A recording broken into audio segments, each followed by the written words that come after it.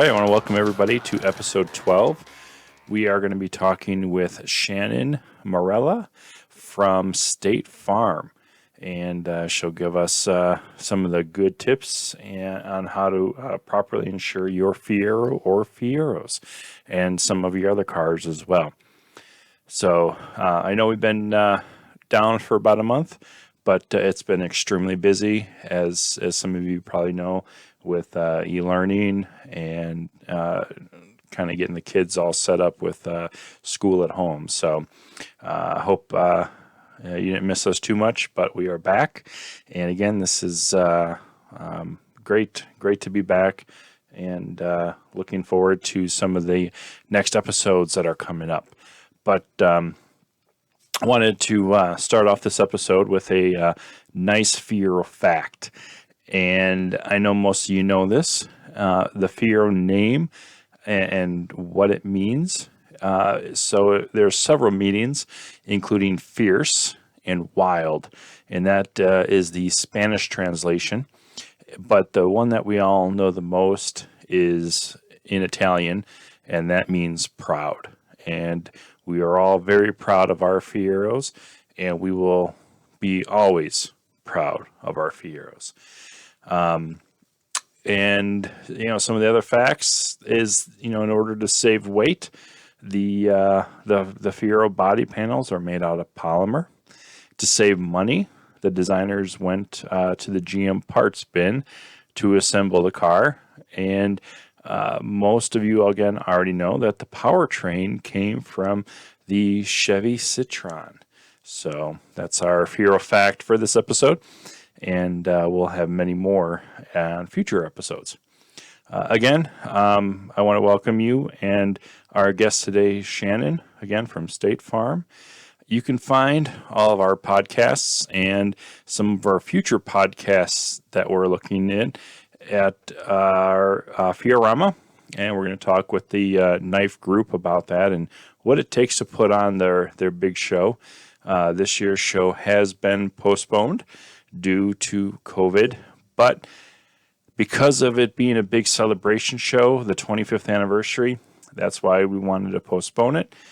But this year we are doing Fiero Day 2020, so it's a smaller, toned-down show, and so we're excited to be doing that in a couple of weeks, September 13th. We're going to talk to the ladies of N.I.F.E, and we're just going to get their input and see what it really is like in the life or living with a significant other or husband, or on the way around, if you're the husband and you have a wife that's very into the Fiero, what it's like to live with a Fiero hobbyist. Another one we're going to try to get everybody together for via Zoom is the original owners group.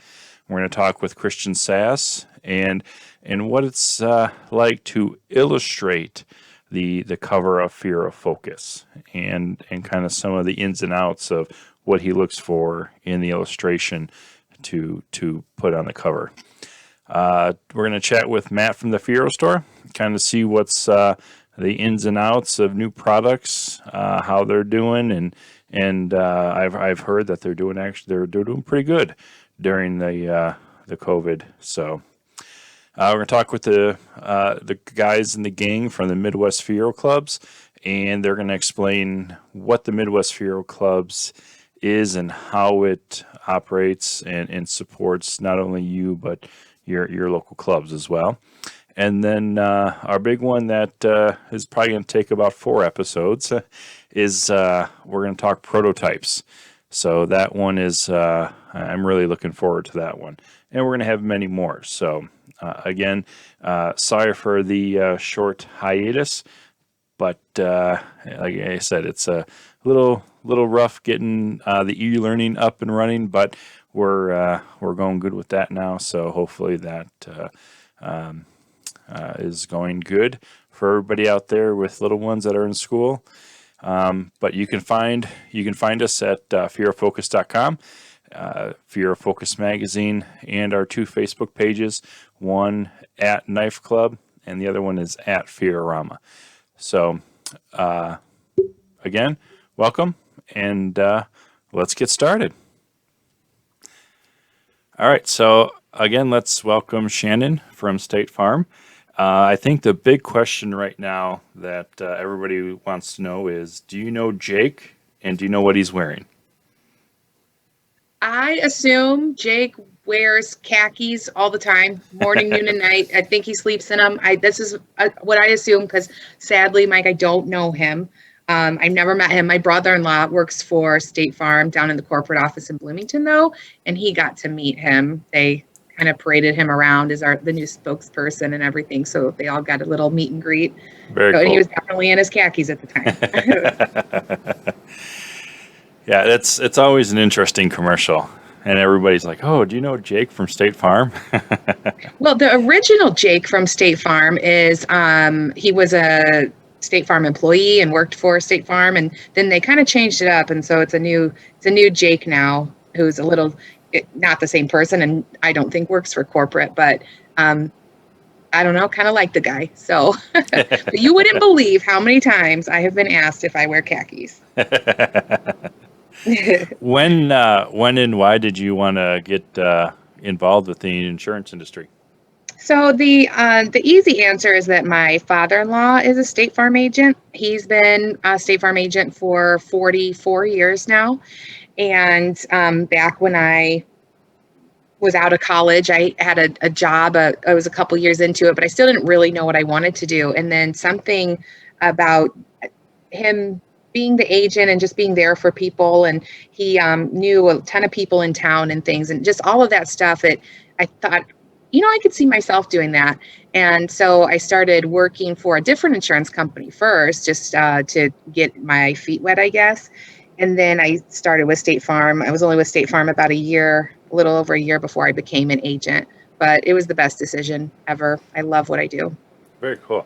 Did you have to go through like a process like realtors where they have to go through testing in order to become a realtor, and then I think you have to, once you get your license, you have to have a sponsor? Well, there is. You have to get a license first. So we get property and casualty. That's what you can sell homeowners and car insurance. That's the property and casualty license. And then life and health, of course, that's more self-explanatory, life insurance and health insurance. And then there's a few other things that we had to get certified for as well, to become an agent. And then from there, after you have all the tests done, you go through a series of interviews to actually become an agent, have an office of your own. Interesting. Yeah. Where is your office located? My If someone office needs is in, yeah, my somebody office needs is to in get a hold of you. Cary. Say that again? I was just saying, in case somebody needs to get a hold of you. Oh, of course. Yeah, you know where my office is, I hope. My office is in Cary.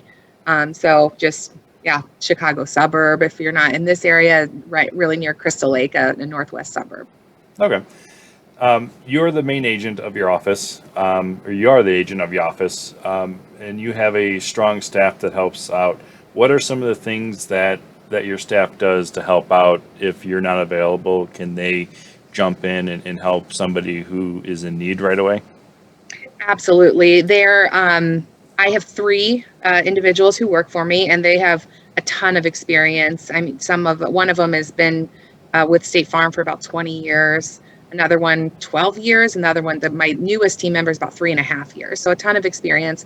They have the same licenses I have. There's only maybe a couple things they can't do that I can do, but pretty much anything, almost anything I can do, they're able to help with, and they do. So, I mean, I work a lot, but I'm not in the office 100% of the time. I have to be out of the office a lot, and they can absolutely pick up anything that I can't do. Besides, the only two things are they can't do mortgages. That is something I can do, and then some investment type of products. Interesting. I didn't know you guys do mortgages. That's pretty interesting. I do. It's up to each individual State Farm agent if they want to do it, if they want to get their mortgage license and go through that process. We actually just teamed up with Rocket Mortgage and Quicken Loans so we're actually doing mortgages through them at this point. It used to be State Farm Bank, and we just switched that over. But I did choose to do it. So just another thing I can help my customers with. Interesting. That's a lot of stuff that State Farm provides then for people. Right. Yeah. No, most people would never guess. Yeah, exactly. You are very community based. and also work hard with your insurers to make sure that they get the right coverage for their vehicles, right? I mean, Absolutely, yes. you don't just say, okay, let me know the information. Here it is. Here's your insurance. You work with them. You look at certain points of the vehicle, what their, I know we're going to get more into that later, but you look more into what their actual needs are. Right, exactly. So a lot of people come in, if it's a new customer who's coming in, they just want you to match apples to apples with what they have, what they're already insured at. So if that's what they want to do, I do that as a starting point. But it really comes down more of a conversation with them to really know, if that is the right coverage for them. I'm not a pushy salesperson by any means. I just like to, but I would sleep at night thinking I'm not at least offering or suggesting what I think is the best thing for them. I think that's one of the hardest things that not only for insurance companies, but a lot of people probably do look at that as you are a salesperson. And they're probably look at that, well, you're adding all this coverage, you're adding all this other stuff just to make a buck, but that's not really the case. It's definitely not in my case. There's probably a reason that insurance people get a bad rap, but as far as that, to me, that does mean no good at all. They're just going to, at some point, they would figure it out that they were, paying too much or whatever that might be, and they would be, leaving me anyway. If I can keep someone with me and keep them happy by meeting their needs the way they should be, then not only are they going to stay with me, but they're going to refer their friends or family. And I mean, that does me way more good. Happy customers are way more important to me than lining my pockets. Exactly. Well, we're going to take a little break here and we're going to hear what the Fiero store has to offer. We know how hard it is to find Fiero parts. We also know that as years go by, finding parts isn't going to get any easier. The big box stores will never make new Fiero parts because our community is just too small. This is why we need to support the companies that support us. For nearly 30 years, the Fiero store has sponsored our club events, provided free technical support, and produced well over 150 exclusive parts that no big box store would even consider.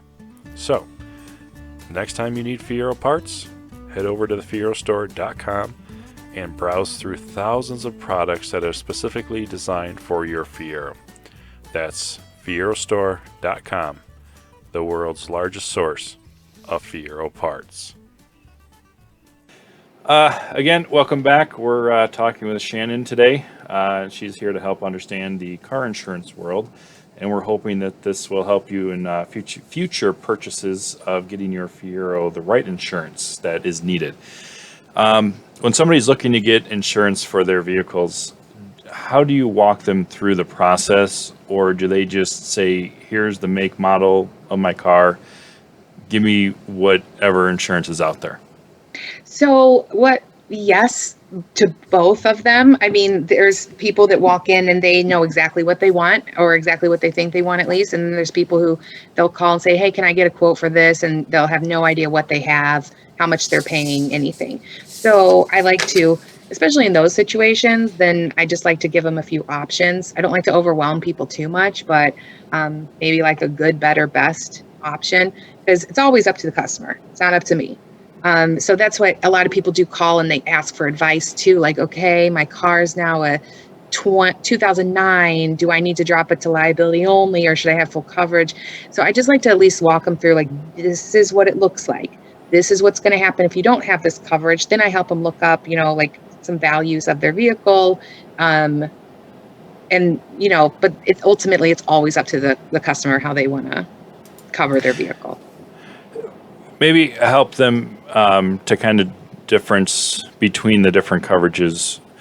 What's the difference between full coverage, partial, and then you're getting into like collision, liability, comprehensive, and then uninsured motorist? Well, I can break that down. I guess the term full coverage, would really just mean you have the liability portion on your car, which that's what you have to have legally to be on the road. You have to have the liability portion. That means if you're in an accident and you hit someone else, that you are covering their car. you have to cover their injuries as well as their property damage. So if you look at your, say, an ID card, if it says it's bodily injury with two different numbers, like a standard coverage is 100, 300. You see that it's $100,000 per person in injuries. The 300 is $300,000 total injuries per occurrence. And then the other, like it's 100 / 300 / 100. The last 100 is property damage. So that's, it wouldn't be injuries, but basically anything else. So usually it's going to be their car. It could be if you hit a house or a fence, a light post, a dog, even something like that. That's property damage.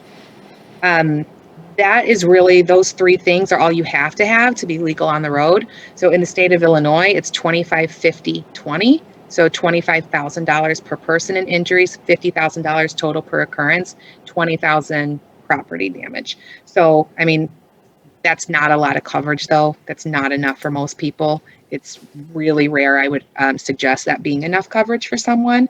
But just because, you hit a car, how many cars out there on the road are worth more than $20,000? A lot. Right.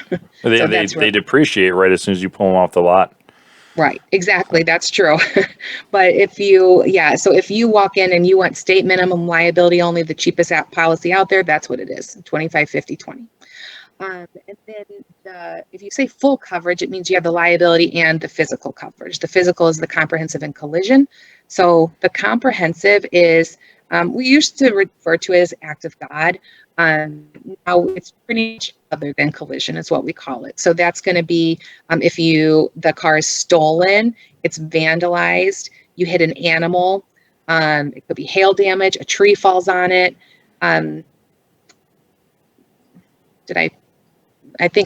Those are the main ones that I would see. And then collision is if you hit another vehicle or an object of some kind. And that could be your fault or not your fault. It would still fall under collision. Even if you're parked in a parking lot, no, you're not even in the car, another car hits your car, that's still considered collision. Now, of course, if they hit your car, that should fall under their insurance, under their liability. But say they take off or they don't have insurance or something, then that would fall under your collision. And those, they usually have deductibles. Yeah, it does. Yeah. They usually have deductibles to them. But maybe like the standard is about $500. So that's what most people you're paying. And the deductible, of course, means what you pay out of your pocket first before the insurance company pays for the rest. Okay.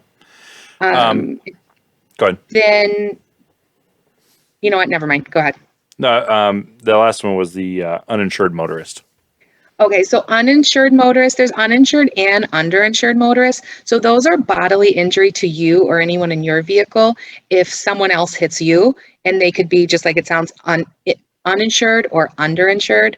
So say, if someone hits you and then they take off, or they hit you and they don't have insurance at all, then that's going to fall under your uninsured motorists. But say if they hit you and then they do a lot of damage, and maybe you have 3 people in your car and a lot of people are hurt. Say they have that state minimum coverage I was saying, the 2550, that if that's not enough coverage, your own policy kicks in and will cover the rest of the injuries up to your policy amount. I will say I've had State Farm for a long time. The original policy that my father had back in 1978. And then when I graduated high school, he transferred that policy over to me. So that's one of the things that I've had for a long time. I've been with State Farm for a long time. And I will say, correct me if I'm wrong, I don't know if State Farm still does this, but if you were wrongfully accused of an accident, they do stick up for you. Absolutely, yes. So State Farm is, we support our, policyholders. One, because, that's whose side we're on, but also just because we're, of course, State Farm isn't going to want to pay for an accident that is not their fault. So they do a very thorough job investigating the claim and making sure that it's properly assigned to who is actually at fault. And then they do things like if it's If it's a not at fault accident, even if State Farm pays out and never gets any of the money back, if it's a not at fault, it's not at fault. So it's not going to count against you. That is pretty unique to State Farm. Most other companies, even maybe they'll give you one or two that they won't count against you, but after a couple, then they would count against you. Yeah. And then some other companies just right away, if they pay for a claim, then they're going to count it against you. So that is kind of unique to State Farm, that we don't ever, no matter how many you have, if it's not your fault, it's not your fault. Yeah, my incident was I was coming home from Carpentersville and going to Naperville, going down 59, and I was in the far left lane. There was a lady in a minivan in the right lane, and she went to go start looking to turn right, and there was a right turn lane. And so she started moving over, and there was a car in front of me, so I started moving over, and she decided, I'm not going to turn left or turn right. And she came right back into the lane, not seeing me. I'm in the Fiero, and she sideswiped me pretty good. We pulled over. There were kids in her van, so the paramedics and the police were called. There was no police report written at all. He did not deem anybody at fault. So I got home. I called State Farm right away, and I went through the process. They got the car fixed, and apparently then, for some reason, I think she filed a claim, and she went after State Farm. State Farm settled it without my knowledge and said, okay, we'll pay for the damages of your car. And I want to say about a month or two later, I'm at work and I get a Will County sheriff's coming to my work and served me. So I called at the time the agent that I had, and they said, yeah, we just got those papers faxed to us too. And they said, you don't have anything to worry about. We'll look over them. You'll probably have to go through the due process. And unfortunately, that it did go to trial, and she was actually found guilty of insurance fraud just by everything that the State Farm lawyer had pulled, and she was looking for damages, wages, loss, and medical bills for injury to her neck, and found out that she tried doing that at work, and they denied her. And this was a perfect opportunity for her. So she tried suing State Farm. State Farm said no. So she came after me, and it went through the whole process, and it turned out to be an injury that she had prior to the accident. Oh, wow. So, yeah, some people are a little opportunistic, that's for sure. But State Farm has some pretty good lawyers. So yeah. I think that, I'm glad they were able to see through that, because sometimes I feel like things go to court, and I'm not just talking State Farm, just in general, things, you threaten to sue or you gets to court and people are so quick to settle. So it's good that didn't happen. Yeah. But yeah, no, that's one thing I will say that State Farm did, and I was very pleased, was they stuck to it until the end. And it was, the right thing was decided. So good. Yeah. Which kind of leads me into my next thing is, do records play a part in coverage, such as tickets or numerous accidents, whether they're your fault or not your fault? Yes, absolutely. They, so again, with State Farm, if they're not your fault, if they're accidents that are not your fault, they do not count against you. And again, I can only speak for State Farm because I know at least some other companies would count them against you. But if they're at fault, yeah, absolutely. If they're violations like tickets, that kind of stuff, those count against you as well. Those we count for up to 3 years, so 36 months. If they're major violations, so that's going to be something, more like a DUI or a hit and run, something that's a bigger deal.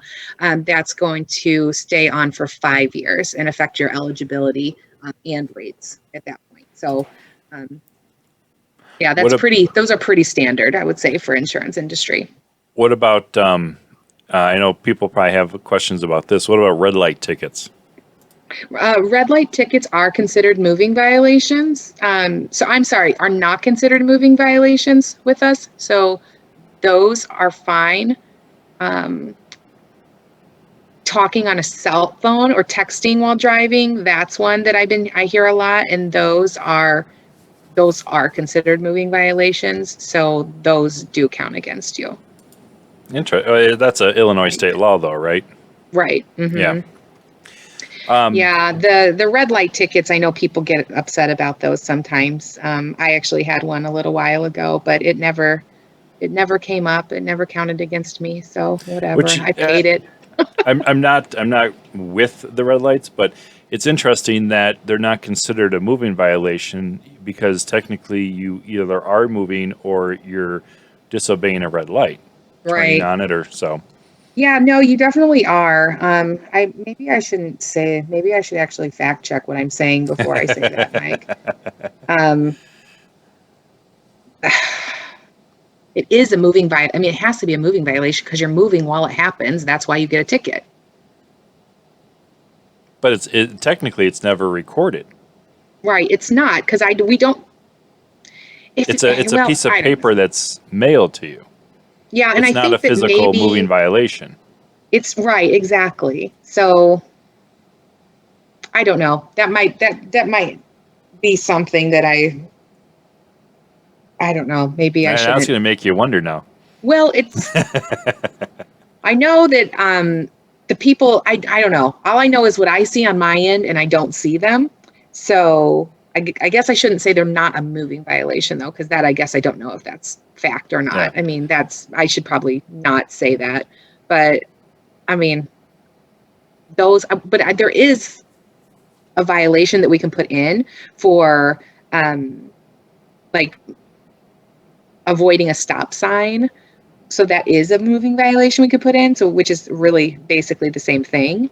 But if it's a red light camera, that's very different than if the red light, like, if you blow through a red light and a cop pulls you over, then you're getting an actual ticket. Right. So I don't know what the difference is entirely, except for maybe there's a little more doubt when there's a camera. I'm not sure.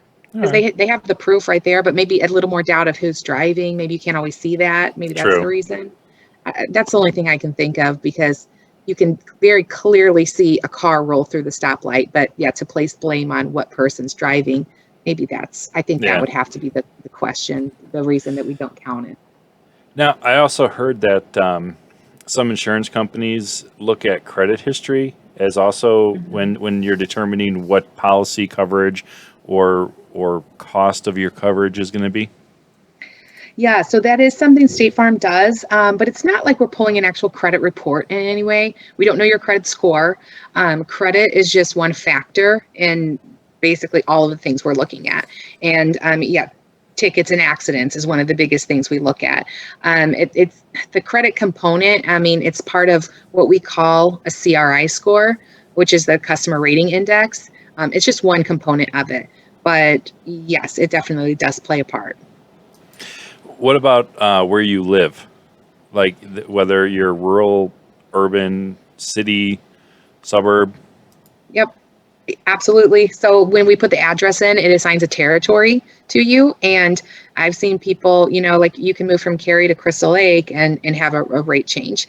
I just did one yesterday that was, they moved from Cary to Huntley, which is maybe 15 miles, I would say, not even. And it was about like a $20 difference for the 6-month period. So, I mean, when her rate was only probably $200 to begin with, that's about a 10% difference. So it was a pretty big difference, I thought. In some rural, definitely, it's a big difference. And what's interesting is, so my parents moved from rural, very rural, about 4 hours south of where we are, Illinois, and then moved up here, and 2 of their cars went up and 2 of the cars went down. And when I was looking at why did the price change? Because they had 4 cars, and it was the liability on one of them, on all 4 of them went up, but the comprehensive and collision portion went way down. So they really look at all of those, individual coverages and how many claims are being filed, and of those claims, how much are being paid out, and on what type of vehicle. I mean, that's a huge component too, of course. And age of the driver. Interesting. Yeah. Well, we're going to take another quick break here. We're going to hear a little bit about what the Midwest Fiero Clubs is all about.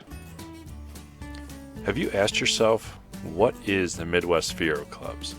Well, the Midwest Fiero Clubs, which is also a region of the AACA, is a dedicated group of enthusiasts whose passion is to promote and preserve the Pontiac Fiero and the Fiero community. The Midwest Fiero Clubs consists of members from existing Fiero clubs across the U.S. The Midwest Fiero Club's intent is to support member clubs and promote the Fiero-related events that they offer. The intent is to enable enthusiasts to discover events in their areas other than their own, and to warrant participation. This has created a tighter-knit Fiero community of the owners and created some great regional shows that may not have otherwise happened. So, how do I find out about them? You can visit the website at midwestfieroclubs.aaca.com or just Facebook them at Midwest Fiero Clubs AACA and like them. Another kind of a big question is the cost per insurance and in your coverage. Is there a variance between company to company? There is, definitely, but I can't say that it's always, one or the other. All insurance companies are required to file their rates with the Department of Insurance. There's different rating factors that different companies use, and the algorithms that each companies use are very unique to the companies. Even if they're the same factors that go into them, they might rate one thing higher than the other because there's some companies out there I feel like I can pretty consistently beat their price, and then others I can't. And then there's some that are like, someone just switched from, one company A over to me, and then I just lost a customer to that same company because it was cheaper with them. So it's really different for different people. It's not like, you come in and it's always this one company that's always lower than you or higher. It's not really consistent like that. So, kind of going off what you mentioned earlier about your in-laws, they had 4 cars. We've got 3 cars. Is that also a factor? Like, do the companies look at, okay, well, they've got 3 cars, they got 4 cars. Some of our Fiero community members have multiple cars. Some of them are considered parts car, but about a month or so ago, we had an event, and this particular member had up to 7. So, and also, a couple daily drivers that they have. So, does that also play a factor into different coverages from different companies too? I would say yes. I mean, one of the big factors is one of the big discounts you can have is a multi-car. So as long as you have at least 2 cars, you're going to get the multi-car on all of your cars. If you only have 1 car, you're missing one big discount. But then it also, mileage plays a part too. So if you have more cars, then you can evenly distribute the driving among the cars. You could have them all on low mileage. That could be one of the big things. Another thing is if you're insured on one vehicle, if you're being rated on one vehicle, one individual's being rated on a vehicle, you can drive all of the vehicles. So, we can also match different drivers up with different vehicles to make sure it's, favorable for you. So it's easier, or it's better to say if you are the sole driver of one car, your wife or significant other could be a sole driver of another car, and then you both drive the third car. Right. Yeah, sure. That's what some companies have it, where they rate the highest rated vehicle with the highest rated driver, and we can kind of pair whoever we want with whatever car we want. The actual right thing to do, of course, is assign that person for that driver. Mm-hmm. But, if a 16-year-old is in the household, so, what do you have, 10 years, less than 10 years before you have a 16-year-old in your house, Mike? Yep. And so, like, when, comes time for her to drive, I can look at the different cars you have and make sure it makes sense to rate her on that one. Mm-hmm. So assuming she kind of drives, she'll say she drives your car. Sometimes she drives, Amy's car sometimes. We'll just say, well, let's just assign her to the one that is the cheapest for you then. If she has one car that's her car, yes, we're technically supposed to assign her to that car. But. So if you're looking at, say, like ours, we've got a Traverse and we've got a Grand Caravan, it would be better to rate her with the Grand Caravan than an SUV. Most likely, because the vans usually have the safety features, and they're a little better rated. But you also have, you've been with us for so long, so you also have these really good accident-free discounts built up. So you just have to look at the individual one. But yeah, a lot of people are kind of shocked by adding youthful drivers to the household. So maybe just have a beater laying around when it comes time for that. Speaking of discounts, what other discounts could people either ask for, or I don't know if it's applied automatically, besides the multi-car accident-free? The multi-car is automatically applied. A huge one is the multi-line. So we call that bundling a lot of times. If you have your homeowners and your car with us, or you could have a car in a renter's policy or a car in a life insurance policy, that kind of thing. But some kind of multi-line discount. There's a good driving discount that you'd be eligible for if you haven't had any tickets or accidents within 3 years. There's different discounts for the youthful operators, such as Good Student. And then we have one called Steer Clear, which it's like a course they have to take, but really good for youthfuls in the household. And youthfuls are anyone under 25. And then there's one of the newer discounts that we have. It's been around for a while, but all the companies are coming out with these now. Ours is called Drive Safe and Save, and it's actually like a telematics device that we send a beacon, we call it. We send a beacon to you. We mail it to you. You put it in your car, and then you sync it to a smartphone through Bluetooth, and then it tracks driving habits. And one of the big things is mileage. Number of miles you drive per year. It also is looking at speeding, turning, braking, and I believe there's one other thing. I think acceleration is the other thing. And then it kind of scores you based on those things. It's a pretty good discount. It's 10% off just for signing up.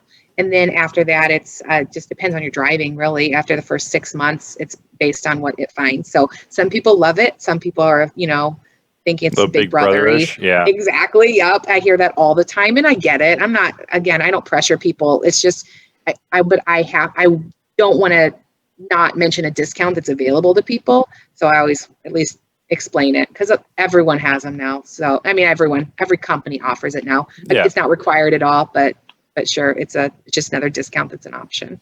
It is kind of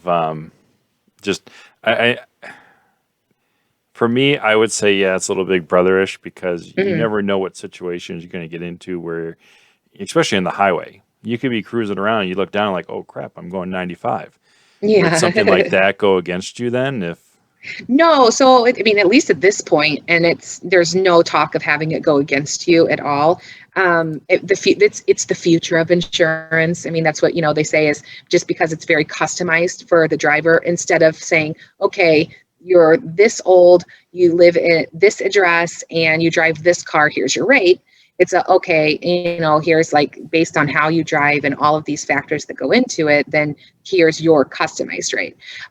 It's only a discount at this point, though. Your premium can only go down based off of what the original premium is. Now, what I have seen is someone who's had this on their car for maybe 2 years, the driving has changed over time, though. So just one time it renewed it, we'll say $300, and the next time it renewed it $330.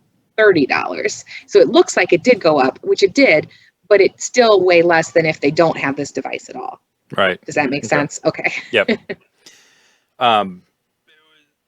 What about if I know we're going to tie in the Fieros here in a little bit, but discounts for maybe having OnStar or some type of alarm on your car. I know the Fieros are dated back to the 80s, so they don't have OnStar or anything like that. But a lot of people are starting to put alarm systems on their cars as well now. Right. So there is a discount for alarms. If you have OnStar, you do there's a small discount that you get for just having it. But then if you allow us to get the data from it, just like the drive safe and save I was telling you, instead of us sending you the beacon, then, we would actually use the data from OnStar, then that's even a bigger discount. Oh, wow. Interesting. But if you don't want us to have that information, that's fine. Just the anti-theft discount, basically, is what you're looking at. I'll have to check in. I don't know if we have that. I know the Traverse's got OnStar. Okay. I'll check for you. Yeah, thank you. Yeah. Of course. What's the difference between low and high deductibles? I know a lot of people get those confused, and that also varies based on your premiums as well. What's the minimum deductible somebody can have, and what's the most you've seen somebody have? So what State Farm offers is the minimum on comprehensive is $0. So you're not paying anything out of pocket at all. The maximum is $2,000. That's what's available. Now, as far as the lowest, the comprehensive side of things doesn't really affect your premium much. So I pretty much always recommend a $0 deductible. And I think I went through all the different things that a comprehensive is going to cover.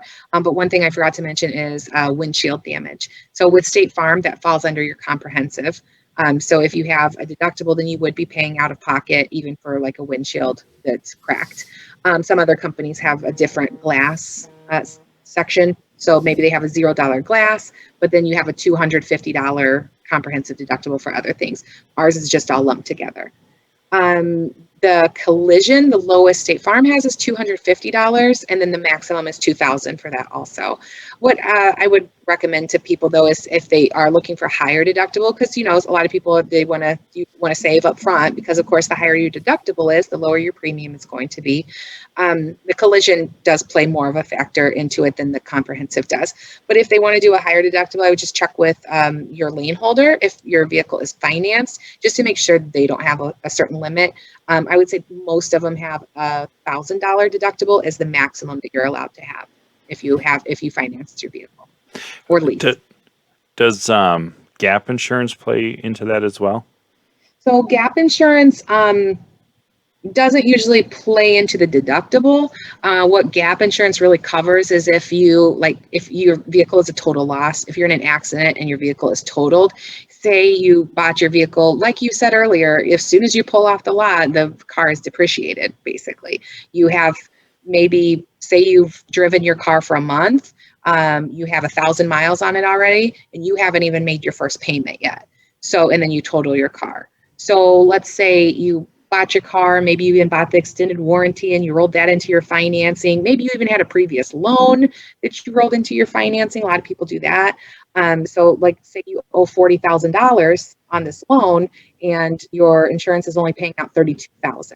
So there's a gap there of $8,000. That's really what the gap insurance is for. It's making up that $8,000 difference so you can go away and not have to go roll that $8,000 into a whole new loan. Okay. And I don't know if insurance companies have this. I don't remember if State Farm did this.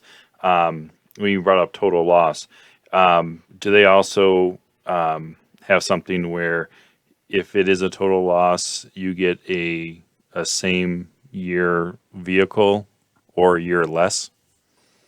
Oh yeah, I've heard that, like a 1 year newer or something like that. Yeah, State Farm doesn't have that. State Farm is really a pretty straightforward, like, this is your policy, this is what it is. There's not, there's the platinum package, whatever type of thing. It's I don't know. I just think of it as very simple, very straightforward policy. Which is but nice, yeah, a lot because of I think it is. Yeah. But a lot of people want these options, yeah. And then but I've heard that, yeah, they get a 1 year newer, one model year newer car. I mean, that's nice, but it's a reward for totaling your car. Speaking of different types of cars, I know the insurance premiums vary based on the style of car or make of car. I know the Pontiac Fieros, in that 30 to 40 year range now. But how much of a factor does the make and model of the car play into insurance? If somebody were to get something that's a daily driving, we'll say Chevy Equinox, but then they're also looking at maybe on the higher end, the Cadillac crossover. Even though there is a price difference, but there's a huge difference, really. I mean, Now there's a lot of factors go into it. So say, two next door neighbors and they both have the exact same car, that doesn't mean they're going to have the exact same price, because their age is part of it, and their, different things are part of it, but their accident history and that kind of thing, and their credit score, like you mentioned. But that's I've gotten calls that, and people will say, well, how much is it for, like, if I'm 25, how much is car insurance? I'm like, okay, well, what kind of car? And then what kind of coverage? If you have an older 2003, that you're just going to have a liability only and it's a Chevy, versus if you have a 2020 Cadillac Escalade that, you of course need full coverage on that. I mean, that's going to be a huge difference. So for me to tell someone, oh, it's going to be $50 a month, that's not going to be accurate, of course, unless I have if I have more details. I mean, and really, even just sometimes that's a pretty extreme difference. But if it's even like the same year, but just a different make and model, like for whatever reason, the Ford Fusion is rated so high. I don't know why. Every time I do a quote for a Ford Fusion, I'm like, wow, that's a lot of money. So I have to assume, I mean, there's probably not a lot of safety features. Maybe they're higher risk with, I don't even know what they would be. Maybe they get stolen more. Maybe they get, maybe it just costs more to fix them than others. Like BMWs and Mercedes are rated a little higher because they just cost a lot to fix.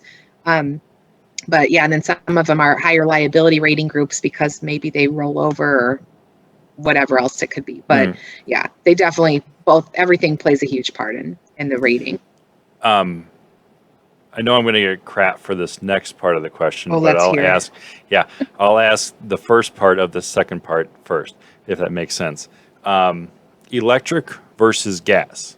Is there an insurance difference for that? Because I know some people in the community, as a daily driver, do have electric cars, whether it's a Chevy or a Leaf or a Tesla. How does that play into it as well? Well, the ones that I've insured have all been, I would say, as far as rating, they are rated a little higher. At least at this point, I think that they just cost more to fix if something happens. So maybe it's because there's not as many out there. Maybe parts are not as easily accessible. I don't know exactly the reason, but maybe because everything is, computer in it, so everything needs to be like recalibrated if something goes wrong. But at this point, it is higher, but it's not like it's double or anything. I mean, it's not that much higher. So this part I'm probably going to get a lot of crap for. Have you insured a lot of new C8s? No. The Corvettes. Good. That's a good thing. No, I can't say that I have. I don't know if I've actually insured any at all. That is a great thing because the Fiero is still the original first mid-engine sports car. So that's a good thing. I do insure Fieros, though. There you go. See, that is a great positive right there. All right. Before we get into the insurance coverage of Fieros, we're going to take a little break. Everyone's heard of Rodney Dickman, but did you know he now has brand new undercarriage coolant tubes? Well, let's give a little backstory. The replacement undercar coolant tube story started back in 1984 when the Fiero first hit the streets. Some Fiero owners eventually needed replacement undercar coolant tubes. Many times the problem started at the repair shops. They put the pads under the tubes, and as the car was lifted, it dented and or crushed most of the tubes along as it was being lifted. After they were no longer available from GM, if they even ever were, one could only search for a good one at a junkyard or somebody else who has some of the parts. Good used ones could be found, but if you did, they were too large to ship. The post office, FedEx, UPS wouldn't even ship them, not even Greyhound. Another problem was the undercarriage corrosion under the clamps. A big problem in the 84 to 87 was that they go up and over the front suspension. Even if you put the 84, 87 up on the rack, you still had to maneuver around the front suspension. Sometimes you even had to remove the front suspension. So, Rodney Dickman had been asked many times over the past 20 plus years for replacement coolant tubes. His response was, "I was always told the same thing. Good ones and used ones are out there, but they're too big to ship." So, fast forward to today, and you will still find that good ones are now very difficult to find, and when you find them, still hard to ship. So, the only idea that Rodney Dickman had was he contacted a few Fiero people that have worked on parts and or parted out Fieros. They talked, and all these new undercar coolant tubes, they told him, these tubes are generally never damaged where they bend inward behind the front wheels and go forward. The damage is always along the sides and the back. So, Rodney Dickman developed these repair kits. You can cut your existing tubes and install this 304 stainless steel repair section. So, this thorn in everyone's side now on these coolant replacement tubes is now a thing of the past. To order one, you can visit www.rodneydickmanaccessories.com. Try them out. I guarantee you won't be disappointed. Now we're going to get into some of the fun questions here related to the Fiero. This has been a question. I know the Northern Illinois Fiero Enthusiasts have put together this great book, The Enthusiast Guide to the Pontiac Fiero. And during talks over the years since 2005, we have tried to figure out how many Fieros out of 367,000 made are still available or still on the road. Is that something that, I'm not saying do it, is that something that you could find out? Could I find out how many of the ones made are still on the road? Yeah. I mean, I'm sure that information is out there somewhere, and if anyone could get it, it's probably State Farm. So can I get that? Well, that could be a challenge for me, but I accept the challenge. I will. We've always just been curious. Because you see so many, styles still. You see so many at shows. We draw about 200 to 300 at the anniversary shows, but it's just always been a question in the back of our minds: how many out of the 367,000 are still out there on the road driving?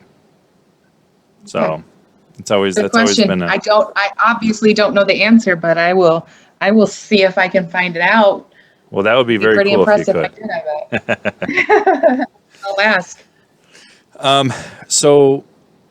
When you talk to insurers or insurees that approach you and they say they've got a Pontiac Fiero, what are some of the things that you look for or that you ask in order to get them a insurance premium rate? Is it body style? Mileage is a good one, because I know a lot of them now are getting up there. Some of the lower ones are very rarely driven anymore. Does that play a factor too? So one of the first questions I would ask them is if it's, if they want to insure it as like we call it antique classic. So it's an antique or a classic car. And I would assume most people would, but it might, maybe not always. The big difference there, and I'm not sure if you had more questions about that, but the big difference there is if the car were totaled, was a total loss, it's a stated value versus, just the regular value of a vehicle. Like an older car, if it was totaled, is usually not going to be worth much. But if it's considered a classic or an antique, it's a stated value. I have no idea what yours is offhand, but it's basically, if someone if you're in an accident that just needs repaired, it's really not going to matter one way or the other if it's a, well, I shouldn't say that necessarily, but basically you're going to get your car fixed. So that's fine. It's more of a total loss that it's going to play a big part in. But Does does that go ahead. price that when you refer to it as stated, or does that go off of the Kelly Blue Book value, or is there, going back to what you were saying, like is there an anagram or a program that kind of decides what that price is? Well, they don't do Kelly. We don't use Kelly Blue Book. There's a team of underwriters that, in my corporate office who only work on the specialized unit of the antique classic cars. And so really how we do it is we send down a value. If a customer comes in, they just have no idea at all. I mean, I would just encourage them to look around if they had to buy the same car that they have in the same condition with the same mileage, all of that, what would it cost them right now? And that's really what the value should be. So it's kind of on the customer to come up with the value, but then my underwriters can say no. They can say, no, that's way too high or that's way too low. I mean, if it's way too low, it might be because of the condition. Maybe they have a lot of miles. It's not good condition. It's, paint is rusted or whatever. Not paint is rusted, but the car is rusted, paint damage or something like that. If it's condition and it's just valued less, that's probably fine. If it's, it would cost $30,000 to buy a new one and someone thinks it's $60,000, my underwriters are going to come back and they're going to say, no, that's too high. We're not going to insure it for $60,000. Now, if they do that, what you could do is you could get an appraisal. And that's something that State Farm doesn't do the appraisal. That's something you'd have to do independently. You'd have to go on your own and you have to pay for your own appraisal. But then after it's on file, you're not getting it appraised every few years or anything like that. It's a one-time thing. But to just really see what the actual value is. And then if we can support it with the appraisal, then they'll do it. Say, okay, it's $60,000. So one of our members also every year puts together what is called the Fiero Price Guide. And that price guide helps assist people with either trying to sell or purchase a Fiero. If somebody were to, and I can send this to you too, so you can have it on record. It does fluctuate year to year, but it is something that I think you should have, just to have, because if somebody is bringing a Fiero and they do want it, I think it will help if they come back and say, well, I bought it because of what I saw here. But if somebody buys it and they base it off the Fiero price guide and say they spent $600 for it, or they spent $20,000 for it, what do you need in order for, and I know you said you don't do appraisals, but what do you need from that person to make sure that car is insured for that price? Do you just need the bill of sale? No, we don't need a bill of sale. I mean, they can supply that if they want. If they're trying to say, well, no, bill of sale is usually nothing that we would need. Anytime I insure a vehicle that's for an antique or classic, we need pictures of it. We need all four sides, front, back, and both sides. We need a picture of the interior, including the dash, and then a picture of the engine as well. And then we have to fill out a valuation form that's just asks some pretty standard questions. So, and it mostly about condition, and it's what condition is the paint in, and it's, fair, good, or excellent. And then if it's been restored, if it's original engine, if it's, in the process of being worked on, that kind of thing. So we have to fill out this whole form for it. You mentioned your guide that you have for the pricing. I mean, that's amazing. That's really good and useful, and definitely for an insurance person, that would be helpful to assist people with. But if someone, say it's a different car that they don't have that, or something that we don't, we do use, there's called the Old Car Price Guide. or NADA is another one, the National Automobile Dealer Association. And those are ones you can like just look up online too. Mhm. I know we talked about it too, the age of the driver. We have noticed over the past probably year or so that the younger generation is starting now get into the Fieros, and they're ranging any for 18 to say mid 20s that we've seen over the past year or so. How does that play a factor with a young driver, but an older car versus doesn't maybe have all the safety that the newer car has? It does, but it doesn't as much just with how it's rated. When it's an antique classic rated is that it's such a discounted policy that it really age isn't as important as you'd think it might be. If it's a regular car, sure, it's a huge factor, but when it's rated this way, just because it's so discounted that it's still not going to be, it wouldn't be a huge deal.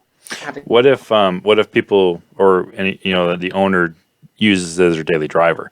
Is that going to play a factor and take it out of that antique classic It category? would, yeah, it would. There's a certain amount of miles that they're looking for to keep it under. And I wonder if I have that written down somewhere because I don't know it offhand. But I mean, I think if it's over, it might be 3,000 miles. You can't classify it as an antique classic. I could get back to you on that exact number, but that's one of the qualifications that it needs to meet. I mean, the other one is just the age of it, because I've had Yeah. people come in and they want to rate, like a Mustang that's like a 2005 as an antique. Well, you can't rate that as an antique, but we could consider that a classic, but it has to meet certain criteria for that as well. Gotcha. So, yeah. So I know there's restrictions on. So there's two styles of plates. There is the EV and then there's the AV. So I know the AV they're very strict on. I think you can't drive it more than 1,500 miles per the state. Yeah. Like the rules are like you can only drive it to and from shows, basically. Yeah, That's what they're looking for. or to your auto mechanic. Or to your mechanic, yeah.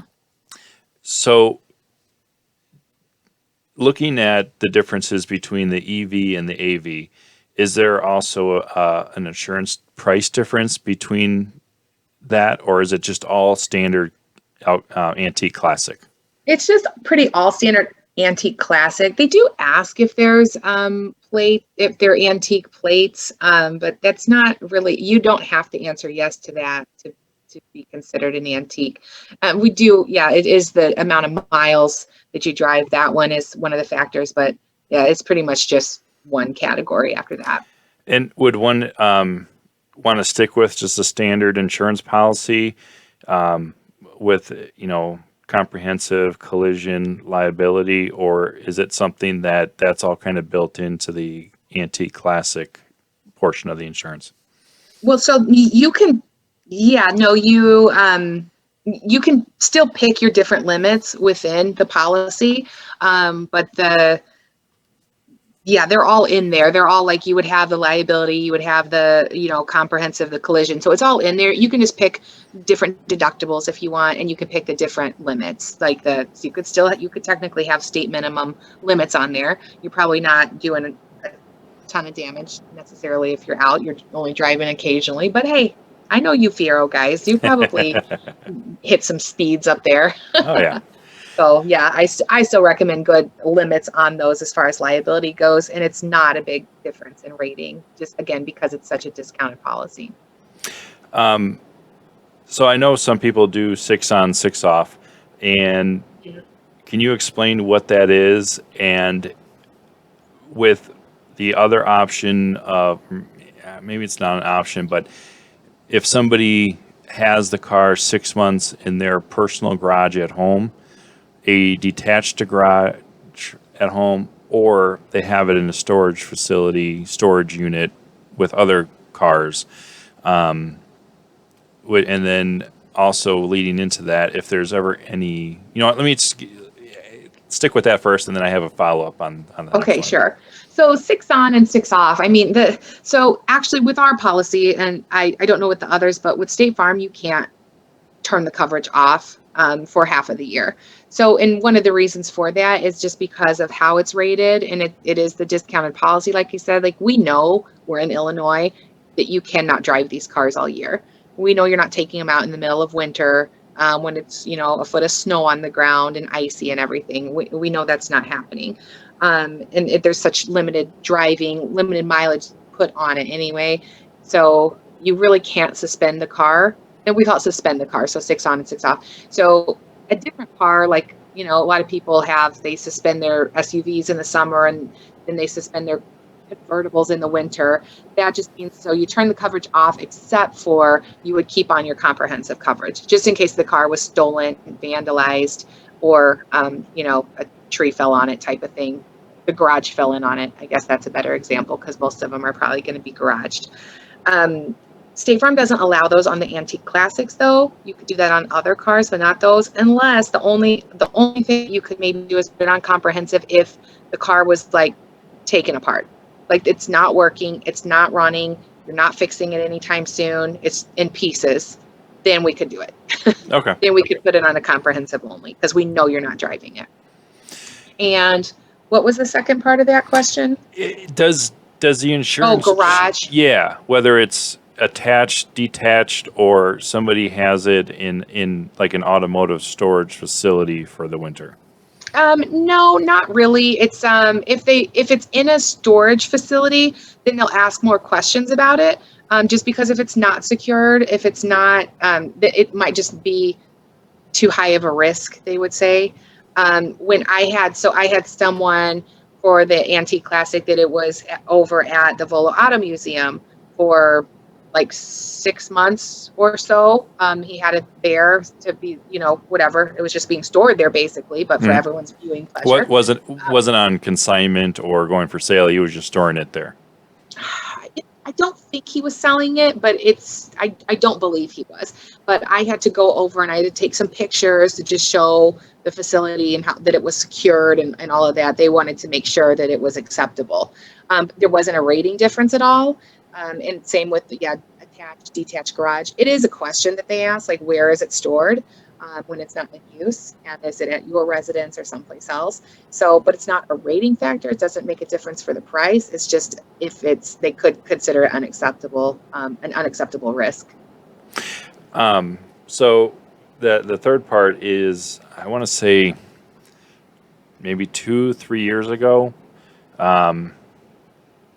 Central Illinois, Southern Illinois, there was the storage. There was a storage place that people would store their cars in for the winter, and there was a fire and wiped out all the different types of classics and antiques that were in there. Would that be something that's covered under that particular company's insurance, or is that something that falls under that high risk? That is a high risk that you are storing it in a facility that you don't have control over. Right. Well, so I mean, your car would be covered through like State Farm. If you're insured with State Farm, like that would be fine. You would be covered. Now, it might depend on what happened or how the fire started. If it could fall under their own, because of course they have insurance of their own too. If it could fall under their own liability policy, that's definitely possible. What usually would happen in a situation like that is you would file a claim under your own insurance policy, and then State Farm would go take it from there. So if State Farm wanted to go and subrogate against the facility that it was at and try to get money back, then they would try to do that. And if State Farm ever subrogates against a third party, you always get your money back first, meaning like your deductible. So you would just pay say you have, I don't know, $250 deductible. You paid that out of pocket basically, or you didn't. It was probably a total loss at that point, but you didn't get $250 back when State Farm paid the rest. So say if it's insured for $10,000, you would have gotten $9,750 back. If State Farm ends up subrogating and gets money back, say they only get $2,000 back for you, because maybe their insurance policy only covers so much. Well, you still get your $250 back, and then we would get the other $1,750. Okay, that's pretty nice. Yeah. I know you talked about appraised value, and you said State Farm does not do that. But what is considered the difference between said stated value versus a hard appraised value? Well, I mean, it's just the stated value, like I said, it's basically just saying the value that you think it's worth. And, as long as it kind of falls in this range that State Farm says, okay, for this year and this make and model, there's kind of a range that it could be, of course. If it falls in this range, that's fine. If you want to insure for 10,000, and if we say it could be anywhere from 7 to 15, your 10 is perfect. We're good with that. But say the range could be anywhere between 7 and 15 and you want it for 20, we might say, no, that's too high. Well, then it's up to you if you want to take the 15 or if you want to go get an appraisal. And if you want to go get an appraisal and come back and support that 20,000 with that, then of course we would honor that. Does the said stated value require receipts and paperwork on top of the photos that you require? It could, but if it's within that range and they look at so the pictures in that valuation form are required. And if they look at the pictures and they say, because someone could come in with a really beat up Fiero that's not taken care of, well, that they're not going to insure for, say it's 15 is the max, they're not going to insure that for the full 15,000. So if they come in and it's all rusted and has dents and torn up on the inside, maybe they want to restore it. Maybe that's the intention behind it, but maybe not, or maybe they're at least not going to yet. So then we wouldn't insure it for that whole amount. We would say, okay, that should be insured for, whatever it is. And then if they come back, say they put blood, sweat, and tears, and it is the most beautiful, spectacular thing you've ever seen, then they might want to look into getting an appraisal. Right.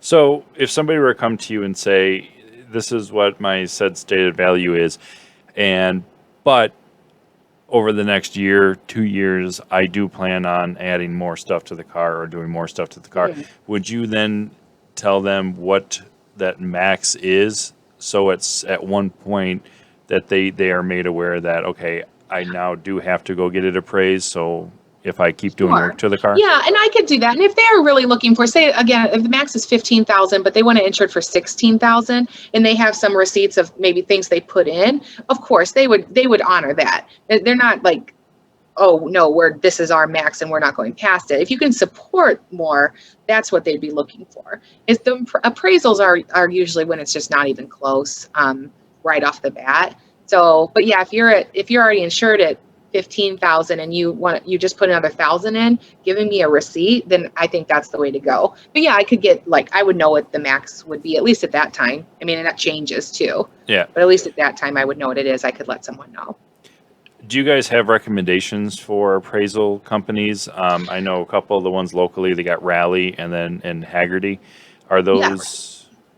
There's this one guy that I've worked with a bunch, and his last name's Majewski. I Jerry? can get you his information. Yeah, you know him? Hey, we know him. Okay, well there you go. We worked with him in the past few times, and I know he's kind of he knows a lot about the cars, does the appraisals all the time. So I mean, it doesn't matter who you use. That's just who I've recommended in the past. Yeah, I think he still has his office off of Foot 14. Up in Crystal Lake, up by 176 up there. Yeah, he's actually small world. He's actually a family friend of my in-laws. Oh, cool. Okay, nice. That's awesome. So that's actually pretty good. I'll have to next time I see him, I'll have to say, give me your appraisal on my car. Yeah, there you go. But no, that's good though that you have recommendations because some people. And it's, I personally think if it's somebody that is a smaller company that does appraisals is not as intimidating as say, the larger companies and stuff like that. Because, they're looking at these pristine cars every day. And then, you go into them and you're like, well, you just have a Pontiac Fiero. You don't have a, big, expensive car. So. Sure. Are there any restrictions or non-standard insurance things outside of the standard for Fiero that kind of catch people off guard or anything like that? That maybe like something why the Fiero would not be insurable. Um, the I can't think of any reason that a Fiero would not be insurable unless they perhaps are using it to race in. I don't know if that's something that is in the Fiero community or not, but if they're using it to race in any form, then that's not going to be an acceptable vehicle. If they are, especially if there's any kind of those, the seats, the racing type of seat belts that you see, or a roll cage or something like that.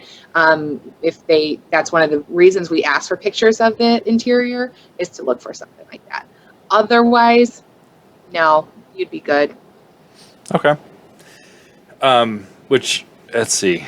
Okay, so going back to the racing, is it just like drag racing, or is it something where if somebody were to do like they do they set the cones up in the parking lot, and you're not street racing, you're just kind of doing your test track kind of stuff, or if somebody goes out to Rockford, they've got the The track there. Yeah.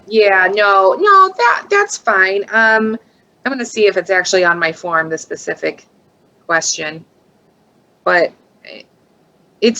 drag racing is the main thing it's looking at. But if they you've got the slicks, if they have the specialty equipment that make it a racing vehicle, that's what they're going to say is not acceptable.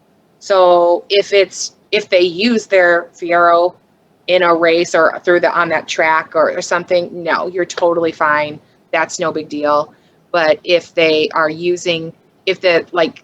vehicle is equipped specifically for racing, that's going to make it a much higher risk. Okay. And the roll cage and the racing seat belts, I know, are one of the big things they look at on the interior. So, not necessarily along the same lines as the racing, but we have some members that have Fieros, but they're not Fieros. The Mira, it's a 1988. It's a production of a 88 Fiero, but it has a rebody that is a Ferrari style body. Everything else, drivetrain and everything else, is the same based off the Pontiac Fiero. We've got rebodies as far as, again, the base is a Fiero, but the body style is changed to, there's a Fino, there's a Finale, there's a couple other ones out there. We also have a Lamborghini style body kit. Is it all still based off of the Fiero, or would you guys not classify it as a Fiero because of the body style? Or do you still go off the VINs labeled as a Fiero? Yes, but we do ask if it's been modified, and some other things would go into it. We would still consider it an antique classic. We would still it'd be insurable. No, there's no question about that. As far as how the rating would go, it'd still mostly just be based on the value of it. The body style, it's all going to play a part for sure, but it's not going to make it unacceptable in any way, or 10 times more expensive or anything like that. As long as it's not a racing qualified as long as it's car. Not, right, exactly. Okay. And then at that point, you're looking at somebody coming in with an appraisal rating or appraisal price that states what that value of the car is with the new modifications right. and stuff. If they have an appraisal or just have a certain, and State Farm's such a huge company that even I have never insured one of those specific vehicles, but State Farm probably has. If they're out there, we insure so many cars that I would think that they've rated one before. They've done it before. Yeah. All right, we're gonna kind of start wrapping things up here and get into some of the final thoughts and comments. Any final comments or thoughts that you have on the Fiero community, the Fieros in general? I know you helped us out back at the 35th anniversary show, and were a great sponsor and much appreciative of that. What is your overall take of the Fiero in general? I mean, the Fieros are awesome. One of my favorite customers drives one, so that makes them pretty cool. I think it's really neat that you guys have such a great community, of like a brethren, I guess, such a common interest. It's really neat that you guys have those gatherings. I'm sure you're all disappointed you didn't get to have it this year, but I'm sure they're back on soon enough. I was happy to sponsor the one last year, but didn't get to check it out. But sometime I would love to check one of those out. Yeah, Join you're my wife also and kids. you're also a big supporter of the Cary Cruise Nights too. So Yeah, I do a lot of those, and I like to go up there and just see the different cars coming in. Don't see enough Fieros though. You should bring yours up. I know I've been told but you have to get there at like 3-4 o'clock in the afternoon to Yeah, get a that's good true. spot. That's true. They were going to try it this year, and then they had it all set up at a different location, not downtown. They were going to have it over at in a church parking lot, actually, and then like a week before it was supposed to open, they shut it down and said Yeah. no, not this year. So it's too bad. That's I know that's we're all that's that, yeah. That's our new norm that we keep hearing every weekend. No cruise night, no car show. I know there's still some going on, but it's you kind of have to play the cards and decide. Do you want to go out and have fun or right. I know it's weird times right now. So Yeah, absolutely. Well, so how can somebody get a hold of you, talk to you about insuring their Fiero or even Fieros? Is it best to call, email, stop in? Of course, if you stop in, you got to wear a face covering. So, yes, of course, we are requiring face coverings if you come in, but we are open 9 to 5, Monday through Friday. My phone number to get a hold of me is 847-639-2828. If I'm not available right then, I'll definitely return your call, but that's an easy way. Or email, absolutely, anytime. I'm responding to emails all day, every day. So that one is Shannon at insuredwithshannon.com. yeah, I know everybody's got a choice of different insurance companies, even different agents. But I do highly recommend Shannon. She's been great with insuring not only my Fiero but our other two cars as well. So if you're looking for a change and you're tired of the haggling and not being able to kind of see what you're going up against, please give Shannon a call. Like I said, she's been really great. So. Thank you for saying that, and thank you for letting me talk about insurance all night. It was fun. I don't get to do that, I was trying to come up with some different ideas, and my thought process was, not a lot of people know the insurance end of it, and again, if they don't know a lot about it or what they're going into, they're just going to listen to the agent, and sometimes, like you said, some are only in it for sales, and they're going to try to sell you on anything. And I just hope that, once you get to know your agent, or, if you are able to, sit down and talk really good with your agent, that's the best thing to do, because then they know you and you know them. And, that's one of the reasons why, I was with the previous agent. Again, it was with my father, and then it was transferred to me. But everybody started changing, and the original agent sold and retired, and then the new one came on and was only on for about a year, and then switched again. And when you don't have that relationship with that agent, and again for me, it was the turnover. Everybody in the office changed. After the main agent left, new agent came in, brought his own crew. Then he's either didn't want to do it anymore or sold, and then new agent came in, brought his crew. It's like, you're changing way too much for me. You don't know me. That happens. I see it a lot in the industry. I mean, I've been an agent for 7 years, and I got at least 30 ahead of me still. So yeah, no retirement anytime soon for me. But yep. And for me, closeness of an agent too is always key, because if for some reason you want to stop in and just say, hey, can we talk about policies? Is there anything changing and stuff like that? The previous one, we're up in Woodstock, and my previous agent was down in Plainfield. Oh, right. Yeah, that's So, right. I remember that. Yeah, yeah. no, you don't stop in your agent too much, but if something goes wrong, then you want to. Then, Yeah. you don't And- want to drive to Plainfield for sure. Or you put up with all the crap that I email, like, hey, what's going on with this COVID thing, and what's going on with this, what's going on. So I don't mind at all. but yeah, if anybody's looking at changing, please contact Shannon. Great agent, so she can get you through anything. So, but Thank you. you're welcome. Again, we hope you all enjoyed the episode of FieroCast. Hope you guys kind of understand, and she kind of enlightened you on the insurance portions of not just the Fiero, but all vehicles in general. What to look for if you're insuring your Fiero or Fieros. Basically, just more information you provide, the easier it will be for you and your agent. So, again, thank you for listening. Shannon, thank you very much for joining me today. It's been a pleasure. And maybe, we'll see if anything changes in the next couple of years or so with insurance. We'll get you back on too. But no, it was very enlightening. So learned a lot today. Awesome. Thanks, Mike. Sounds good. Well, I will let you know if I figure out that Fiero question that you gave me. Yes, please.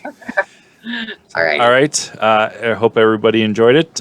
Again, you can find our podcasts on FieroFocus.com. You can also find us on at N.I.F.E Club and at Fiorama. We want to thank our sponsors for today. Again, Midwest Fiero Clubs. Fiero Day 2020 is coming up, and then as well as thank you to the Fiero Store. If you have any information on any ideas that you want me to talk about, or have any people that are interested in doing a podcast, you can reach out to me at mkroyer@FieroFocus.com. And again, Shannon, thank you. And thank you, everybody, for listening. Good night, and keep Fieroing.